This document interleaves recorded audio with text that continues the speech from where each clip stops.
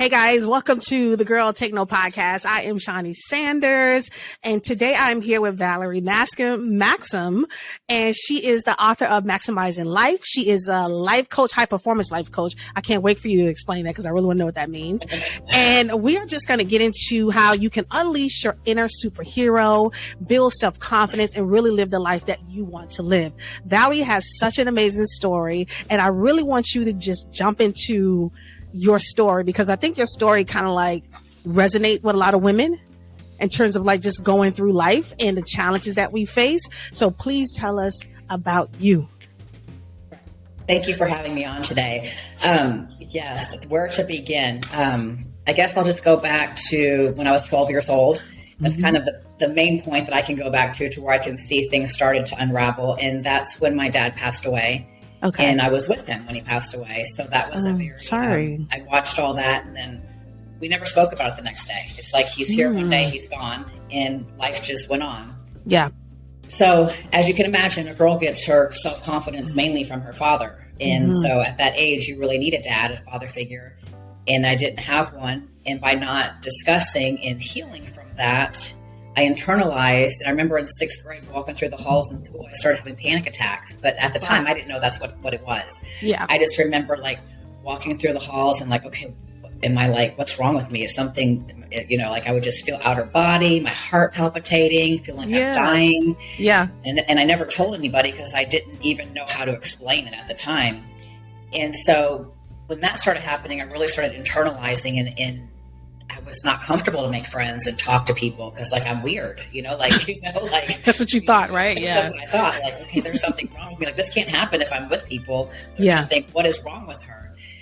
And so I just kind of went through high school. I never dated, never had boyfriends in high school. And so you can imagine my self-esteem just wasn't there because I just didn't deal with my dad's death, just didn't have those experiences of getting asked to dance like all the other girls did, never made the dance team like I tried out for. And so that like pretty much the first guy that wanted to date me lived down the street. And I was all about it because, oh my gosh, somebody wants to date me. And I was super excited. The only thing was he had already been in and out of jail multiple times, and he had already been doing lots of rough things and crime and different things. But I overlooked it because I'm like, oh, but he's so good to me. And I got pregnant. Yeah. We normally overlook those things. Yeah. And so, I'm pregnant and, I come from a Christian family where everybody's married and you just do the right thing. So I married him. And that was a very toxic 10-year relationship. I have 3 kids who are my blessings. Absolutely love my kids. And that only ended. I was to the end fighting for that relationship. That only ended because he tried to kill me. Oh, wow. And so I had to get out. Like I didn't have a choice. Like it just went from worse to worse to worse. He began getting into drugs, and it was just like, okay, I have to leave. So I was able to leave, but within 6 months I was already married to somebody else who was a long distance relationship. And I married him. And, that was also it was not a good relationship for me in different ways. Like he was older. My kids didn't like him. He didn't like my kids. It was just a whole different set of issues. So come to age 44 years old, I was almost a month from being 45. I ended up leaving that relationship because I was having panic attacks every day. It was not like I either leave or I'm not going to make it. Like I'm going to die. Like I can't stay in this. How long were you in that marriage? Both of them, if I had to look it down on paper, were like between 10 and 12 years. So it was, I tried to make it work, but it just wasn't the right relationship for me. So when I left, I was, obviously it wasn't easy because I didn't have another person when I left. And I was like, either if I'm going to make it, I have to leave. And I didn't know how, because I was a stay-at-home mom my whole life. So I never worked. And that was very hard to get out of that relationship and leave, but I did. And on my journey, which I didn't realize then, but the only thing I was thinking at that point was, okay, who's this next man I'm going to marry? Because, I need someone like now. Like I need to find someone like now. Yeah. And my counselor brought me back in because we've been in marriage counseling in that relationship for a long time. And he's like, I worry for you because you don't even know yourself. You don't even understand, love or self-love. And I worry that the first man that's really good to you, you're going to just fall for. And I think you need to take some time to heal. I didn't like hearing that, I was like, okay, whatever. I'm like listening, but not listening. And long story short, that is what happened. I'm now 8 years still single, dated one time in the last 8 years. And that was just a 2-year relationship that was just as bad as these. Yeah. So I guess I'll say all that to say, you know, we can become victims and be like, yes, look what they did. Look what he did. Look what he did. He did this. He did that. He got someone pregnant. He cheated. All these things. But my bigger question was, why did I allow it? You know, I'm this common denominator here. Why do I keep allowing this? Why do I keep attracting the same type of men? And when I could just turn and be right, we could have a conversation all day long on what they did to me. And we could be, girl, you're right. Oh, girl, I got it. Oh, yeah. But that doesn't help me at the end of the day. That doesn't help me to have peace and joy and happiness and love and be free, right? Yeah. So I really had to take time to figure me out over the last 8 years. So when I wrote my book, it's really on things that I learned over the last 8 years when I got alone with myself. And I know that's very hard for a lot of women. I had never been alone, high school, married, alone for the first time at 45 years old. Like, that's scary. Like, you're like, what do I do? Like, do I go to dinner myself? How does this a movie myself? I mean, you know, just all the things that you're learning about yourself. And I have to say it's been the most rewarding. Like, I wouldn't change it today for anything, but I'm not gonna like downplay it. It was the hardest thing because there's been many moments of tears and crying and seeing friends on Facebook that divorced after me. They're already remarried. They're traveling the world. They're doing all these things. And that's not fair. Like, you know, like, where's mine? Where's my person? Where's, you know, I'm trying to do all these things. But it wasn't my timing because it wasn't till just recently, like, that I have literally healed. And when I say healed, it's like, I have forgiven everyone, forgiven myself, which was even harder. And I live with a joy and a peace and a knowing that, you know, I'm a queen in what I deserve and my self-love. And when I said that earlier, like, the bigger question was, why did I allow? I look back on that and I allowed it because I had no self-love. I had no self-respect. I had no self-awareness. I just took the crumbs. I mean, it was like, I just took what I could get. So you actually, people treat you how you allow them to treat you. And I didn't realize that. And so I allowed it. And I allowed it because there was no self-love in my life. I had never really heard the concept of self-love. And when I did hear it, I just thought, okay, that sounds really selfish. That's what came to my mind. And I found about self-love like right when I divorced by a life coach, and I really played it off. I'm like, okay, we can talk about other topics, but I love big, I give big. That's just who I am. I had the whole self-love thing wrong. Like, I just didn't understand what that really meant to have self-love. And so go ahead. And that's probably, I think, what a lot of us probably don't really know what self-love is. You know what I mean? And I guess sometimes we think self-love is loving others, you know, through the hardships, through, you know, what I think is so brave is that you recognize that these two relationships were not working for me. And I need to move on for myself, my kids, and everything in order to be better and to live better. Because I think so many of us as women, especially, we stay in relationships. You know, like I said, you try to work it out. You want to see the best in this person. You want to see it work out. I myself have done that too. Stayed in relationships when I know I should have left. But because I love this person, I want to see them feeling, you know, I want to see them be great. And I was in a space of like, I want to prove myself to them. You know, I want to show them that I'm the one that can help them. I'm the one that can really be there for them and love them. And I think it's so brave that you're able to see that and say, you know what? I have to end this. It might not be easy. The world is not going to be easy. It's going to be painful because no one get in marriages to leave them. But if it's not working, then this is what I have to do. I think that's brave, like super brave to do that. You know, looking back, it wasn't easy. And I'm really careful how I talk about my exes because I really don't want to talk bad about any of them, because even the guy I dated, because looking back on it, I just see that's where they are at in their journey of life. Yeah, exactly. And where I'm at. And so like we just kind of were on different levels. And so everybody has their own journey and their own time to learn things. And as I've realized through some things, I put together a group for some women called Queendomhood Living, and helping women understand what it means to be a queen and how to live like a queen. And when you're trying to attract your king for single women out there, this really helped me when it came across my path was I've dated boys. I've dated people that are maybe they have men bodies, but they haven't healed. They haven't gotten past their childhood things, or so they're like a 16-year-old boy in this man's body, and yet I could see the good, I could see the potential, I could see all the things that they have within them to bring. Yeah, but that's just not where they were at. And so when you are really at a place in life that you take care of yourself and you find self-love and you're whole, it's amazing because you're grooming yourself for a king. Kings pick queens. And, way back in the day, whenever, they would take the girls before the king and be like, have all these girls come before the king and who he's going to choose. Yeah. Oftentimes they took years grooming those girls.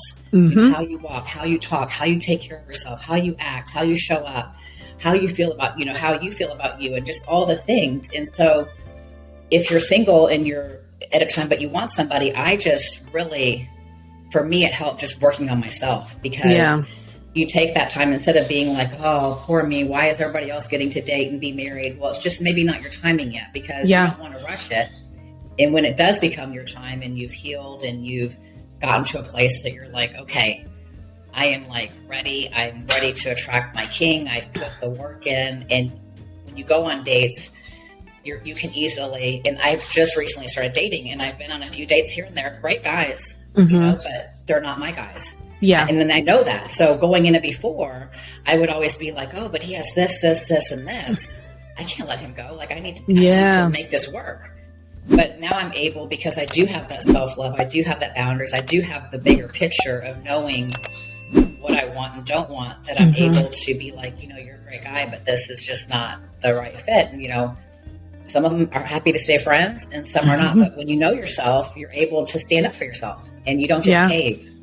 That's true. It's so funny. I remember before I got married later. I'm 48. I got married at 43.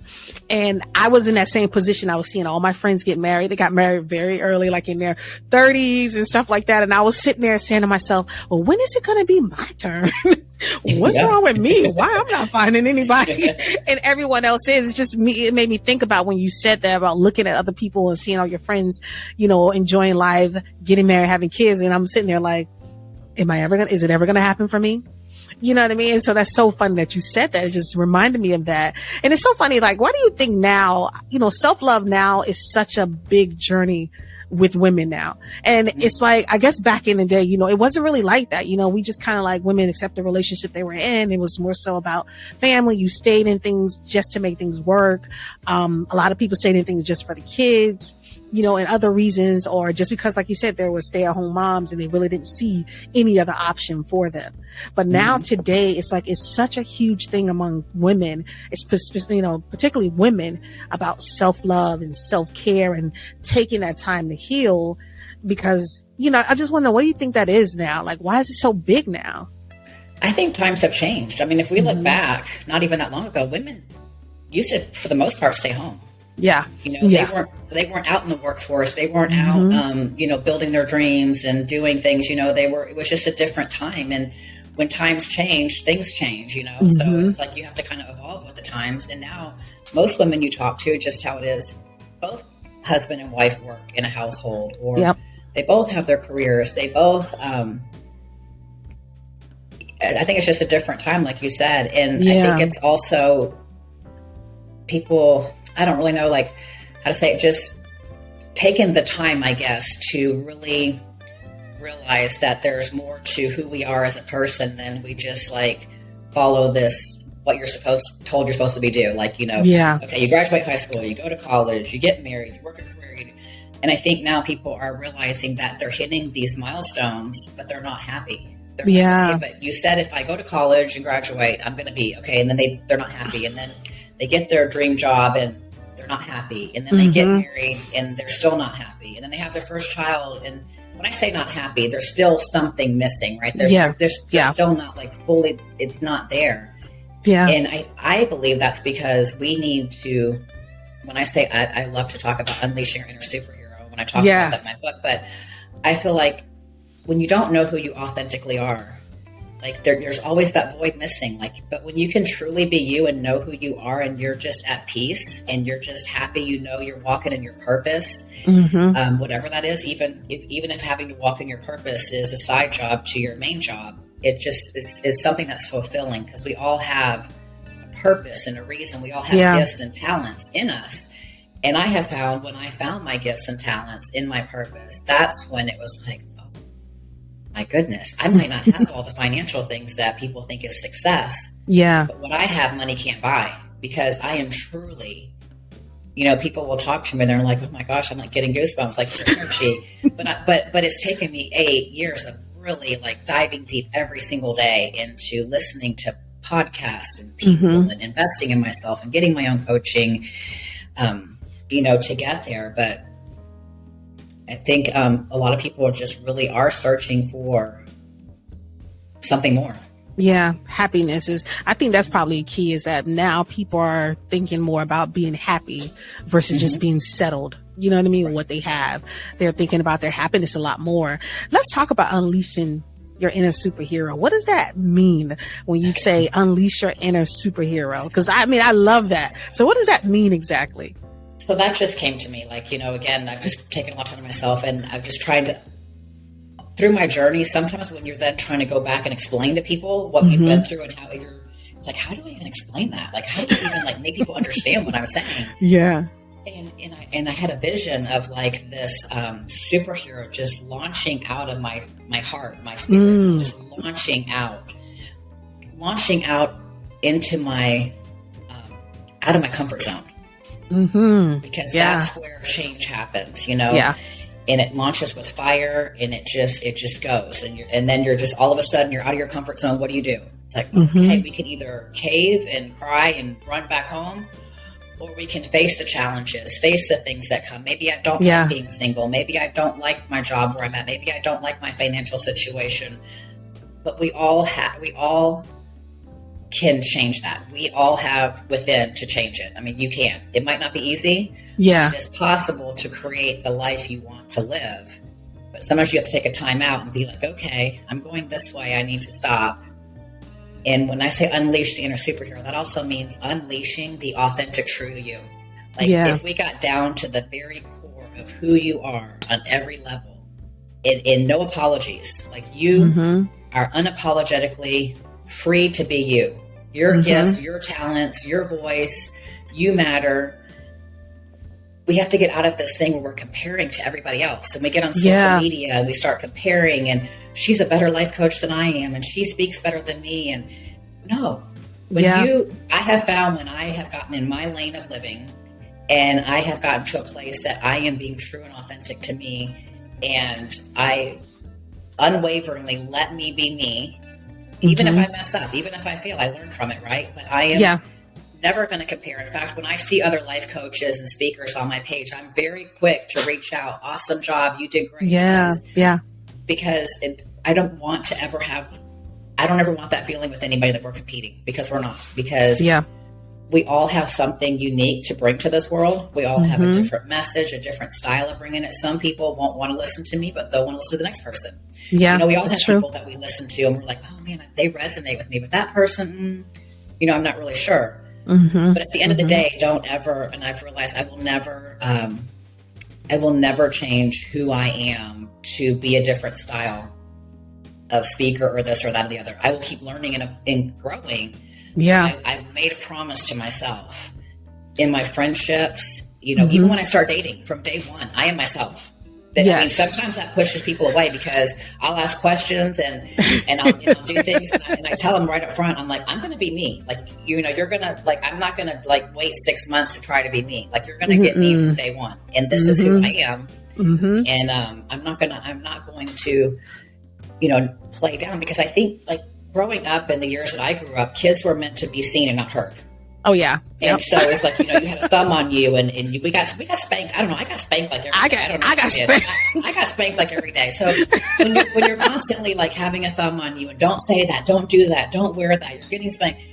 And then you get into relationships like that, you know, with men that don't wear that, don't do that, don't talk, like, and then you wake up at 45 years old and you're like, who am I? Like, I don't even know, because I have been told my entire life what to do, what to say, can't Not do to this, do, can't. And when you can take that time out, and that's why when I wrote my book, I kind of went through the stages of when I was just surviving in life to thriving of the things that I went through to get there.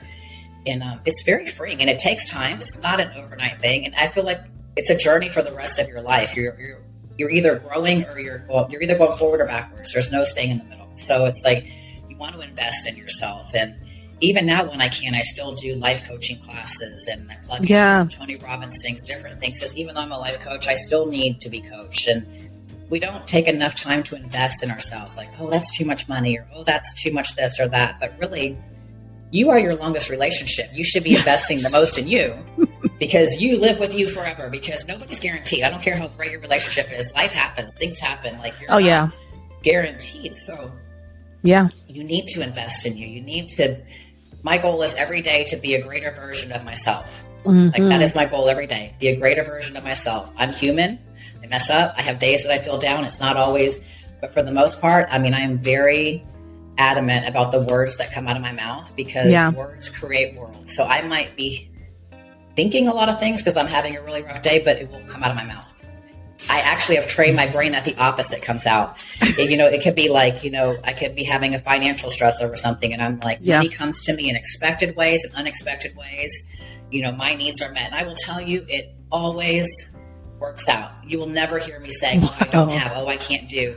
Because it's just amazing how our words, if you look at people that speak negative all the time and you look at their lives, not judging, but you just look at it like for what it is, you'll be like, wow, that really lines up. Or you look reflects at people, it. That are always, it's like, oh, she's so positive. It's like, no, I choose to speak out what I want. I choose to speak that out and be the light, and know there's always a way. It is possible. No matter what your goal is, it is possible.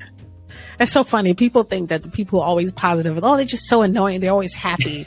And I'm just like, that's what everyone should strive to be. We should strive to be happy, with what we have and just growing. And I like that what you just said is that you are your longest relationship and you need to invest in yourself.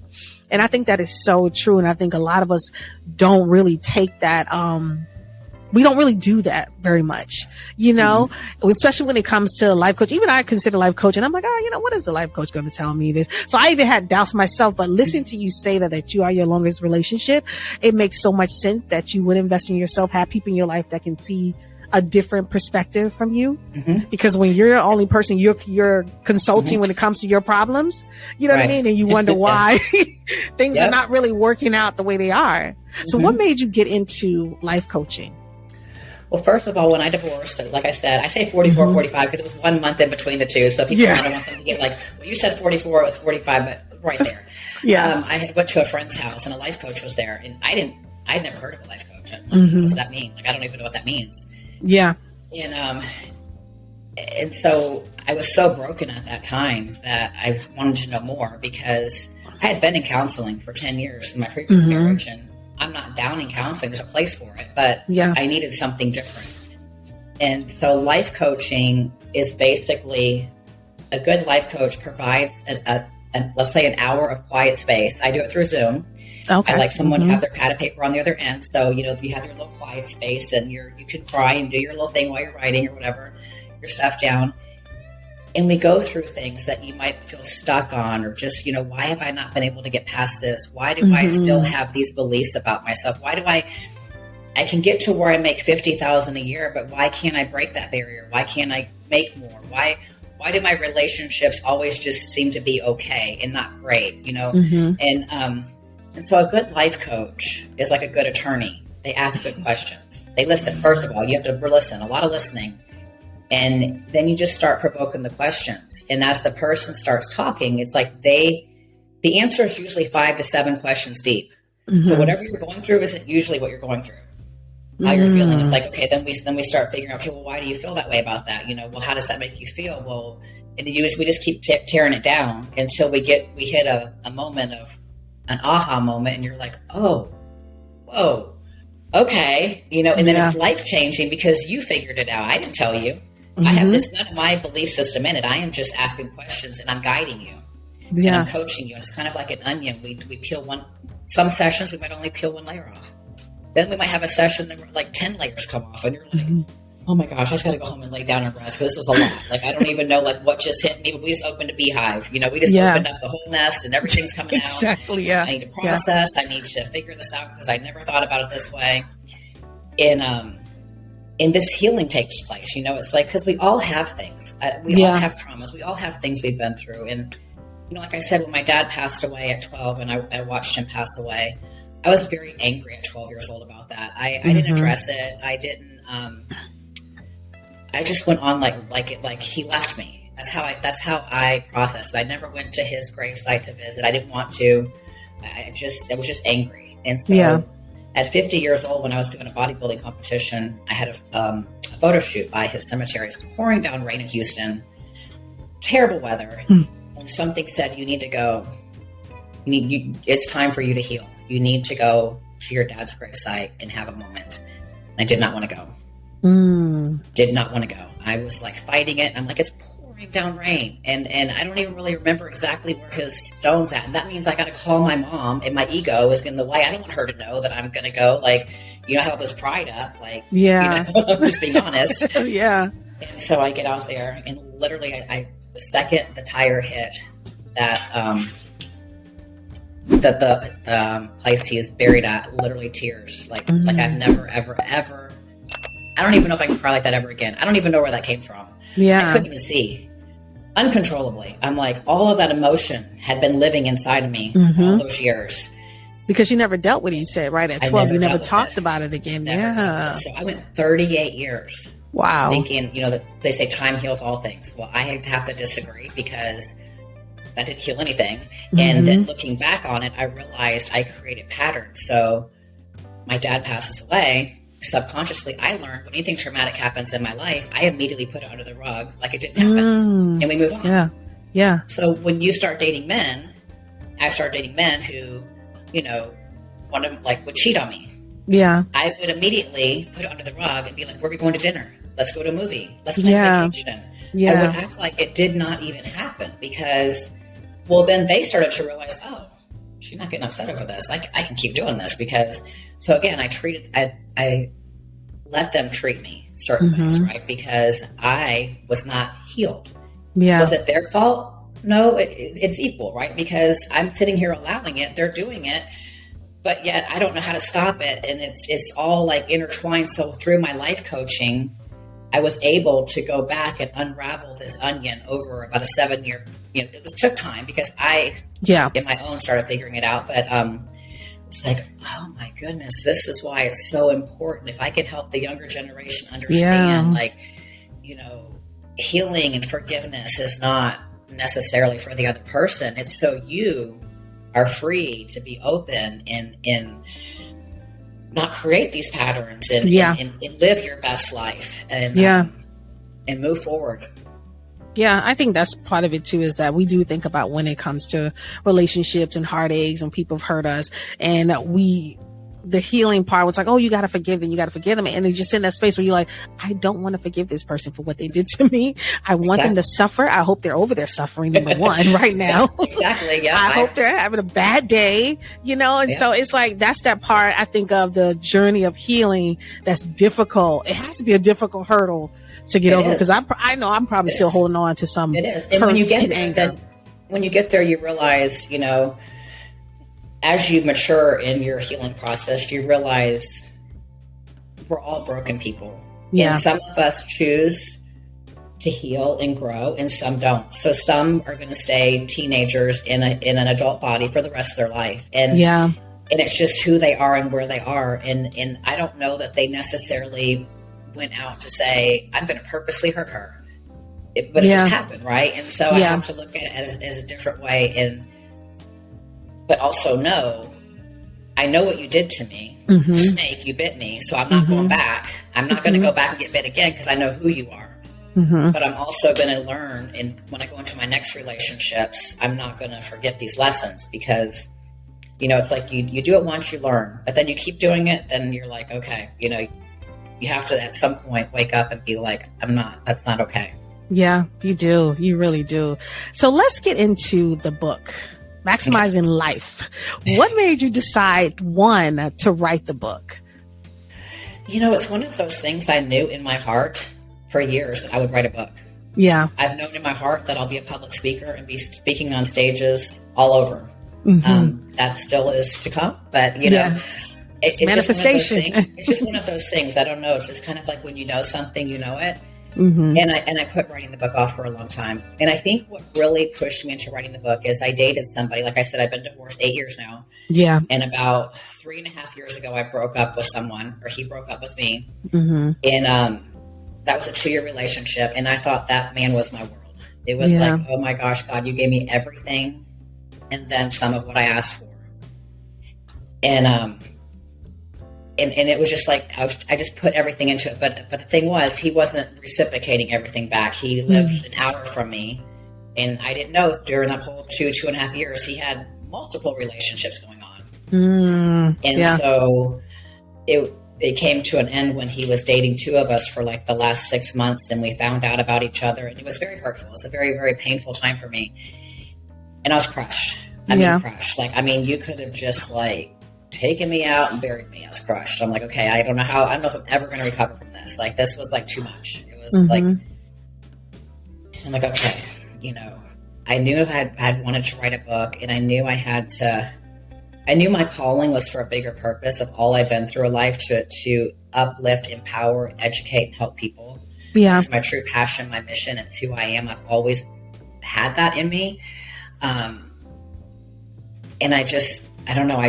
After that, I'm like, okay, I need to get back to doing what I'm called to do. I need to get back to figuring out how to be the authentic me and figure out how and why I keep attracting the same type of men.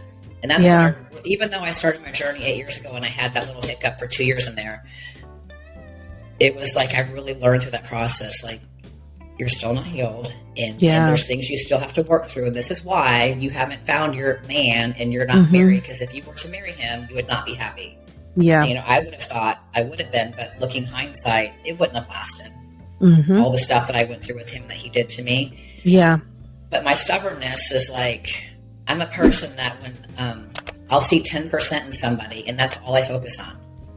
Oh, but they made me dinner and for my birthday, they bought me a present. And, I just look at these little things that are important, but I don't look at the other 90% that's okay, red flag, red flag, red flag. What are you thinking? Yeah. And so in writing my book, I'm like, okay, it's time. And I wrote my book.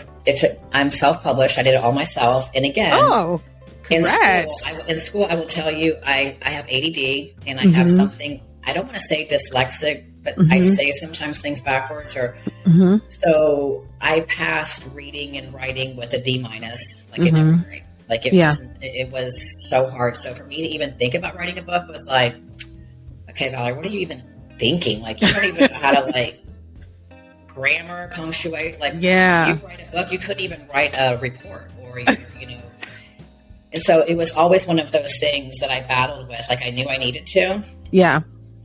And, so I just finally started writing and I hired a company to help guide it. And in the process of hiring that company, paid them thousands of dollars. I found out they were out of another country and it was all a fraud. Oh, wow. So I had to choose, do I stay writing my book and self-publish it and figure it out and buy software to edit the best I can and just get it out there, get the message out there, my first book. Yeah. As a learning experience, or do I cave? And I knew my purpose was to write this book. And my book has touched many men and women and teens. It's not really just, even though I talk about women, I've helped and talked to as many men and teens as I have women. So I had to do it. So that was another learning moment of, okay, do you persevere and keep going forward, or do you quit and cave because nothing is lining up like it's supposed to? Yeah. And I rewrote my book 3 times. Because the first time I wrote my book, I wrote all the dirt in there. Oh, he did this to me, and he got her. It was like a tell-all book. And I just was. But looking back, I was healing. Yeah. And then I was like, okay, somebody reads this book, they're just going to be like, okay, poor her. And that's not the message I'm trying to get out. I'm trying to help people realize that we all go through hard things and trauma, but it is possible to heal and create the life you desire to have with some intention and some work. So then I wrote the book another time. I kind of wrote it with my fitness journey, and that just didn't resonate right. I'm writing it, and I'm like, my fitness journey is not my purpose. My fitness journey was my therapy. I did bodybuilding competitions as therapy. Yeah. That was my outlet. It's not really what I want to write my book on, although I'll answer questions on and talk about it because it's part of my journey. And then I was like, you know what? I'm just going to start writing the process of how I believed I healed, how I was able to reach goals, and then give people like a 30-day challenge to try to see, if they can implement some things, see what kind of outcome they get. And then I let my kids share a little bit in the book, because I had no clue when I started. So I started my life coaching journey 7 years ago through the John Maxwell program. But I wasn't ready to start life coaching. So I've only been life coaching like the last 2 years. Yeah. When I started life coaching, I contacted my kids. Right now my kids are 20, 28, 31, 32. So they're older. Yeah. And they had been through a lot because of me. And so I asked them, I said, okay, I'm going to start life coaching through Zoom, but can I start life coaching with you? Because I want my family to be as whole as possible and healed before I go help other people. Because I want to fix home before I'm going, I want to have things right here. And then I can go share. And, I learned a lot in that moment, because as a parent, and your kids start sharing things, why they were on drugs, in jail, doing things that they did, and then they want to put some blame on you or different things. You want to real quickly say, no, that's not how it was. But I had to bite my tongue and let each one of them talk, because they're not going to heal. Because everybody sees things differently. You can be in a family and go through the same trauma, and you can talk to everybody in there, and everybody's going to have different takeaways. Yeah, that's true. And so they heal differently. They process things differently. They read into things differently. They might read into something that wasn't really there, but that's how they processed it, and that's their belief. That's what they're holding on to. So I had to be a bigger person and let it all down and just be like, okay, and listen. And I really learned a lot from my kids. Yeah. Of the importance of, as parents, we might not think, they're young, they're this, they're that, they don't understand. They pick up on so much that you don't even understand. And they carry it with them, and they don't even tell you. And you might be wondering, why are my kids doing this? Why are they acting this way? Why are they having this issue, that issue? And they'll never tell you. And so for me, I just feel very blessed that my kids opened up, and some opened up more than others. And I was able to just really, my son in the book, he's like, Mom, he said, my two options at that time were I was going to be killed, or I was going to go to prison.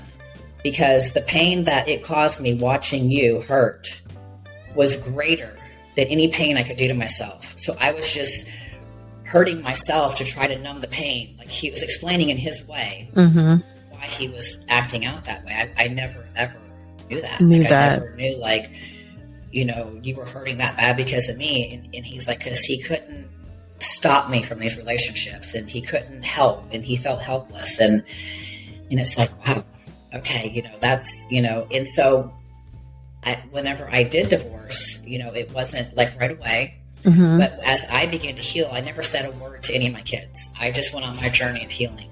Yeah. And every single one of my kids, by watching my example, have all healed just by watching me. Not a word I said to them.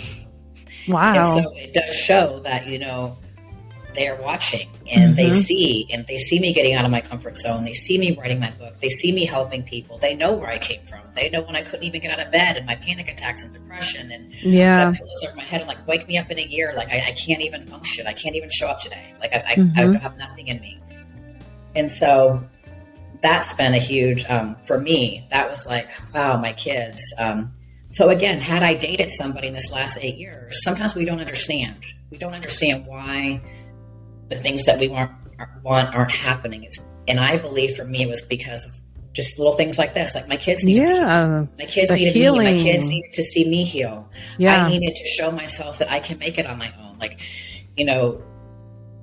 all of those things. So it's never life, what I have realized, truly happens for us. It's not to us, it's for us. For us. When doors close and things are shut off and somebody breaks up with us or things that are out of our control, looking back on those moments, every single one of those moments, life happened for me, like in a better way. It wasn't like, oh, this is happening to you. Like you're just like, like you're just not doing anything right. Your life is just, you're cursed or something, Yeah. But it was happening for me, for the better. Like it was happening, for me to grow and to go to the next stage in life. And that's not easy. Growth is not easy. Growth hurts. No. It's hard. It happens in the dark. It happens by yourself.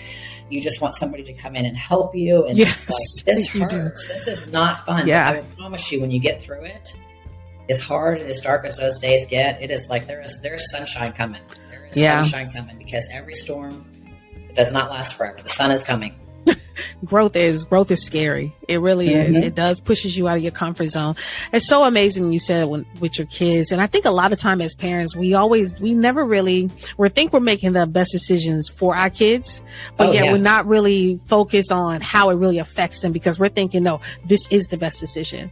And I had a recent episode about, I've been listening to a lot of conversations about single mothers raising young boys and how their emotions are, put on their children, and just, listen to some kids talk about being raised by their single mothers and maybe how it affect them. And at one point I was more so like, after listening to you, at one point I was more so like, wow, when do we take accountability? When do kids take accountability for their own actions? But now listening to what you said in your healing journey with your children and being brave enough to say, okay, I'm not going to say a word. I'm going to listen to what they have to say, because their story is their story and their journey is their journey. Now it makes me think about, okay, you know what? Maybe that was the wrong take I had on that conversation, where every person, seriously, listen to this right now. It makes me feel like every person does see things differently. Parents sometimes parent each child differently, because that's just how it is. Right. Each child can't be parent the same. And everyone has a story, and how things affect them is how they see it. And so you just put me onto that. You just opened my eyes to that. And when I first went to write my book, I didn't want to write it because I knew people were going to come back and say, that's not how that happened. And I was going to hurt feelings. And in fact, when my mom first, heard me talk about how my dad passed and we never spoke about it and how it affected me, she really got upset. And when I went over there, we went on a walk, and I just let her she wasn't yelling at me, but just let her vent, tell her side of the story. And I just kept my mouth shut, because there were so many times I wanted to interrupt her and just let her talk. And then when she was finished, I said, I'm glad you shared that, and you feeling like you're a bad mom and all this, for that is obviously something that you might need to look into on healing, because this is my story. This is my journey. If I'm going to heal, and if I'm going to grow forward, I can only heal on my feelings. I can only heal on how I perceive things and how I took things in, because I don't know how to heal on what you're telling me your story was, because that's not what's in here. Right? So as hard as that is, it's like, okay, maybe you didn't mean that. And maybe, she said her counselor told her to keep life as normal as possible. And so she was a young mom, and I don't have any hard feelings towards her. I know she did the best she could. I know she loved us as much as, she could love us. And, and so now she has my blessing, now I have her blessing. Now she's like, okay, I get it. So even through my healing, my mom has found healing.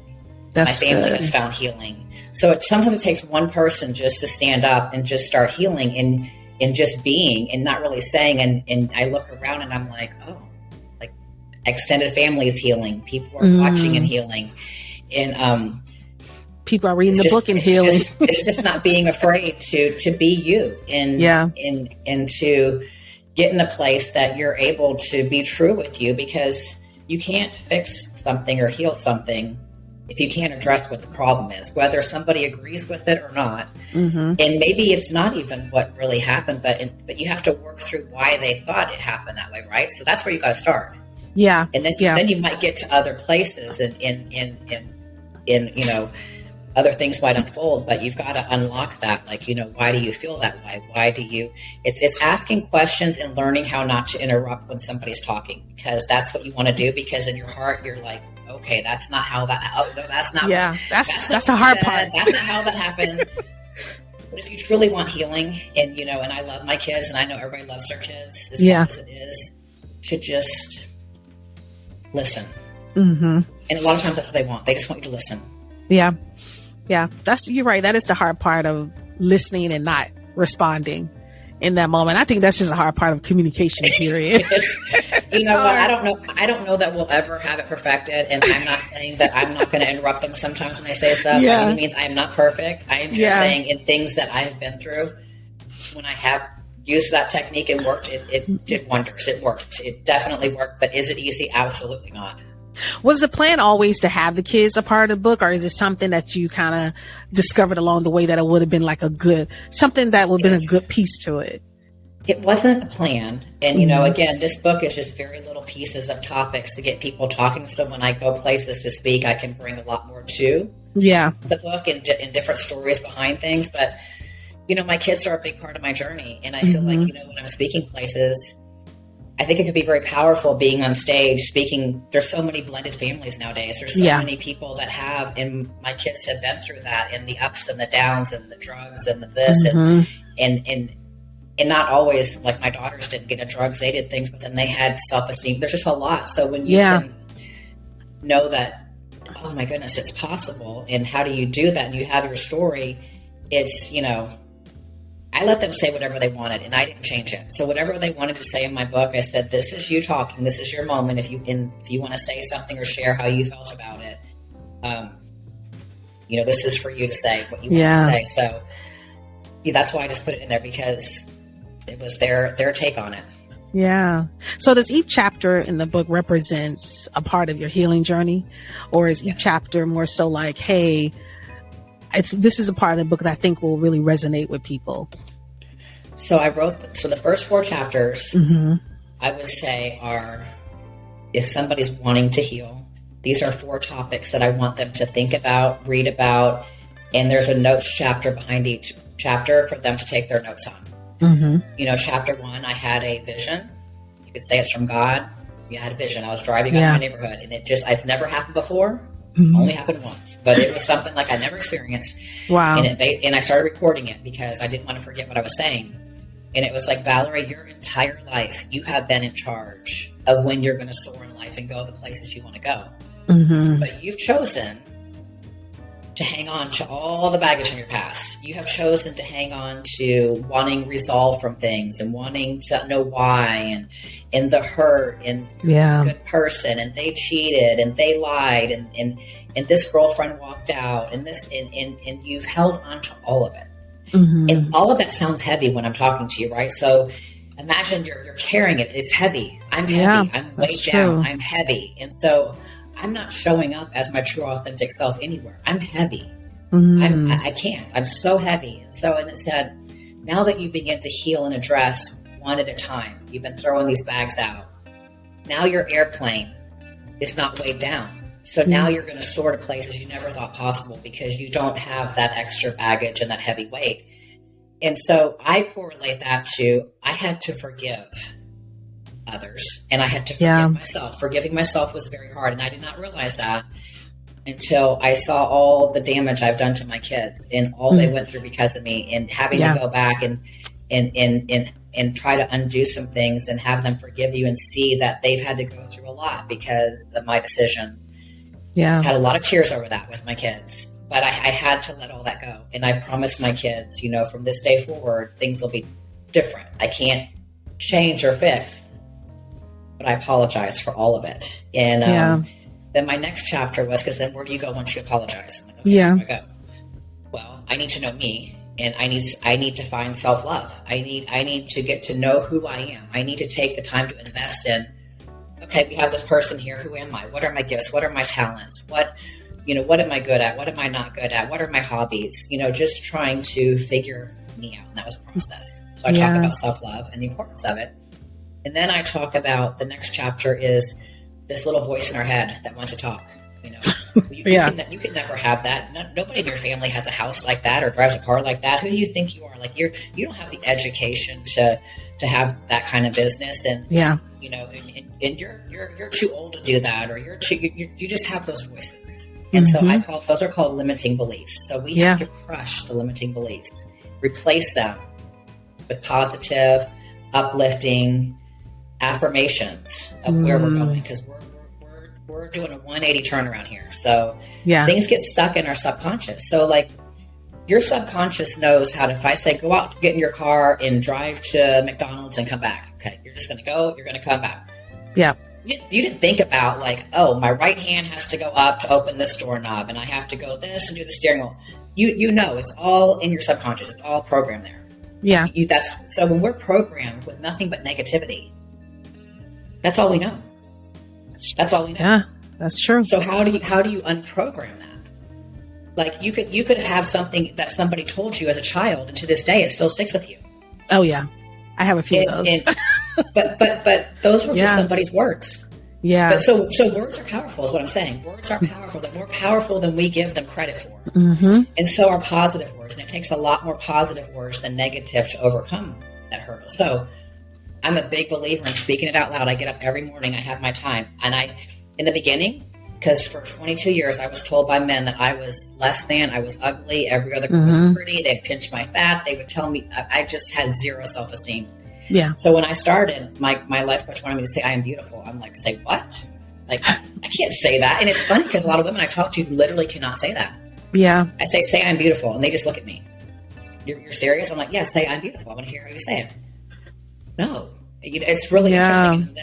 And so when I would say it, I'd be like, I am beautiful. Like I couldn't even say it. Like it's like, you're like, okay, what's wrong with you? I so did not believe it. I'm I'm saying the worst lie of my life, and you're making me say this. It's not comfortable.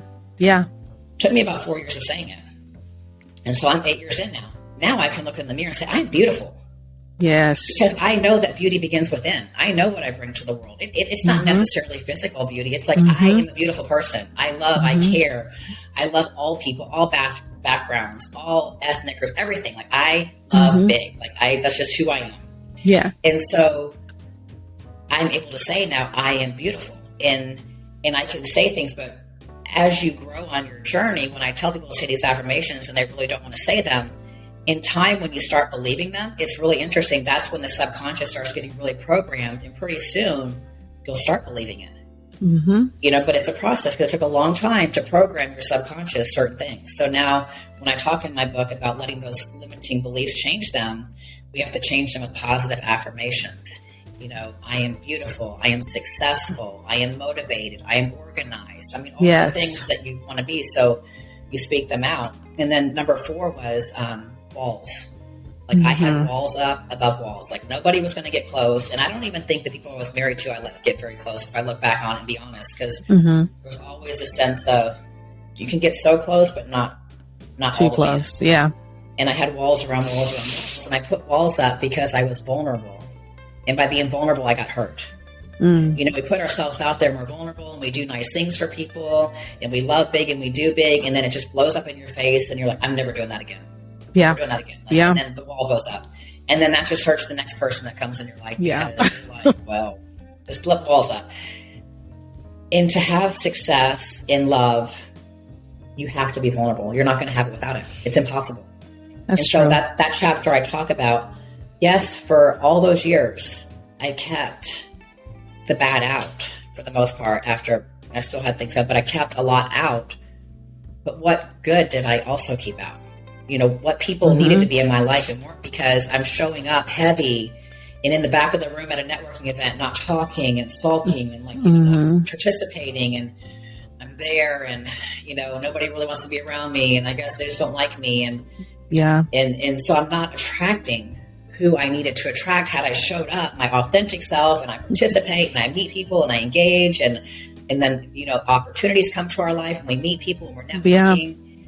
And so I really realized that, you know, we think we're being safe having these walls up, but really how safe are we being? Because life is magical when you can let those walls down and you can get out of your comfort zone and you are so strong in your skin that if somebody hurts you, you love yourself so much that yes, it hurts and it stings. I'm not going to say it doesn't. You have to, heal from it, but you bounce back really quick because you understand that, they're not your source. They're not your happiness. They're not your everything. So that's the main 4 things that I really talk about in the first part of the book. And then I wrote a goal setting formula because I have ADD. And so I'm like, well, how am I going to reach my goals? Because I'm all over the place trying to do 25 things at one time. Yeah. It doesn't work.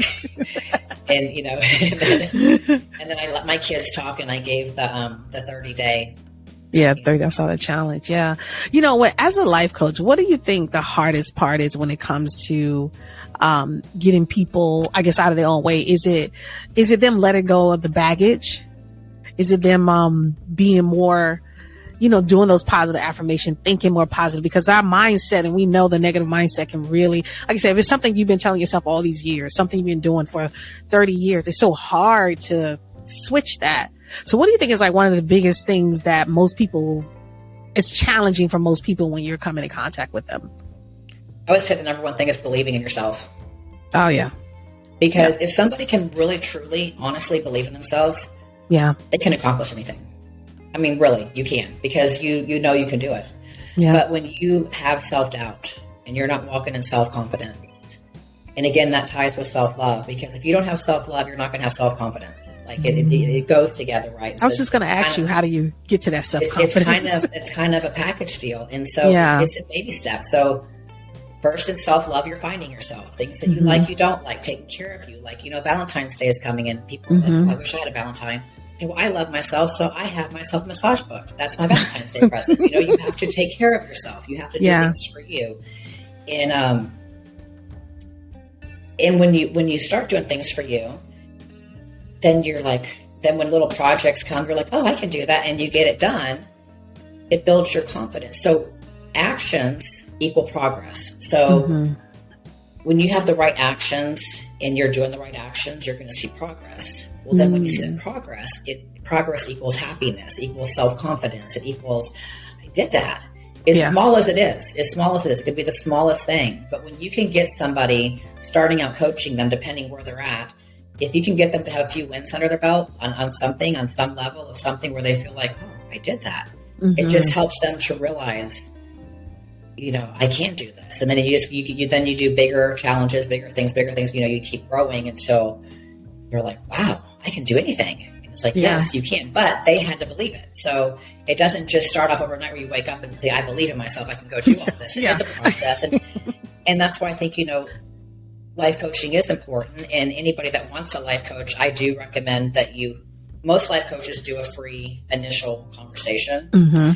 And I think that's very important because we don't always connect with everybody.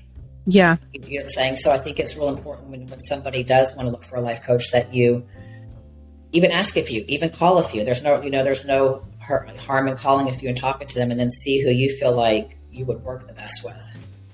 Do you think there's a point in a person's life where you feel like, hey, at this point, you're going through a lot, you might need a life coach to talk to, or you might need a therapist or something? Do you think there's a point in people's lives where they need to recognize, like, okay, maybe I'm at a place where, because I know in my life, sometimes I feel like I get to a place where, okay, how do I go further? I always call it like, how do I break through that glass ceiling?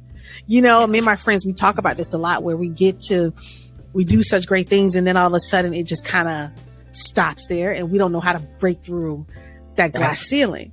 And it's like, is that when I should be saying to myself, okay, Shawnee, you need to get a life coach in your life to help you, because there's a blocker somewhere in terms of why. Growing. So maximizing life is living level to level, as I said. So like you're saying, we get to one level, and maybe that first level and someone's income is getting to 50,000. Okay, they're stuck there. Okay, why can't I get to 75? I got to 50. Yeah. And then they get some coaching, and then now they get to 75, and now I'm stuck again. Or weight loss. Okay, I lost 10 pounds. I was so excited. I got it. Oh yeah. I can't get to 20. So whatever it is, you're going to always hit those ceilings. And there's a million different kind of life coaches out there. So I know my skills and I know where I'm at, but I also know that I'm not the top of the top of the top. I'm not going to be arrogant like that. So I know if I wanted a business coach who is making multi-millions of dollars, because that's like where I'm trying to get to. But if somebody came to me and they were like way ahead of my ability, that I'm going to tell them, okay, well, you need to look for a coach who's already done these things. And Okay. you see what I'm saying? So there's all different levels of life coach, all different. So a life coach is not just a life coach, is what I'm saying. There's business coaches, relationship coaches, even though I could do all of that, but I can do all of that at a certain level. Yeah. Now, when it comes to helping somebody unleash their inner superhero, find their authentic self, I feel like from my journey, I am right up there at the top. Yeah. But if somebody's coming to me for other things, like, you know, I've hit $1 million in sales for the last few years and I'm trying to get to 5 million. I'd be like, okay, I'm not your person for that right now, because I'm still working on my stuff. I would refer them to someone who has more experience with that to get them. Yeah. You know, the whole thing about being authentic, I think that's like one of the things that most of us struggle with, is being authentic selves, or either showing people our authentic selves, because we're so afraid of, I guess, I think it's the judgment that we are afraid of, that if we truly are just bear down and strip and let people, it's like bear down and standing in front of your spouse naked and feeling comfortable, and you saying to yourself, I hope he likes what he sees. I think that's what is that. And it's that fear of us just saying, of showing people our authentic selves. It's so hard. You'll draw the right people into your life when you do that. Yeah. So you have to be okay with some people leaving, because I don't know about you, but I love authentic people. Even if I don't necessarily agree with their lifestyle, what they're doing. I have several friends. I don't agree necessarily with their lifestyle. Like, I wouldn't, but I love them. They're my friends. We can agree to disagree on some things, but I just am so, I just love and respect that they have found their true self and they're living their best life. And there's just something about that just shines. You know, it's like it shines. It does. Diamond in your So like, it's like every single day, my goal is to be my authentic self, be true to me, and the right people and the right things will fall in my path.